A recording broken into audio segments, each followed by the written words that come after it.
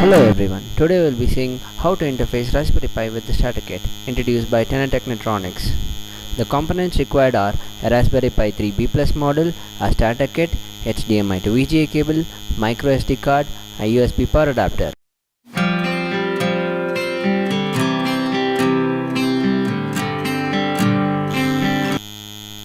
As far as everyone are concerned, few of the problems faced while interfacing your Raspberry Pi using a breadboard are like you might have a lot of wires messed up around you and connection complication, and connecting each component to a breadboard takes much time.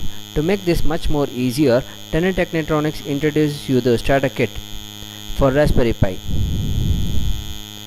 which includes two LEDs, two push button and a buzzer, and unlock sensors like light sensor, temperature sensor and a potentiometer. All these are internally connected to a ADC MCP3008. Now let's see how to connect your Starterkit to your Raspberry Pi. Since your Starterkit acts as a hat for your Raspberry Pi and your Raspberry Pi is a 40-pin connector, you just have to connect your Starterkit to your Raspberry Pi and press it all along the way.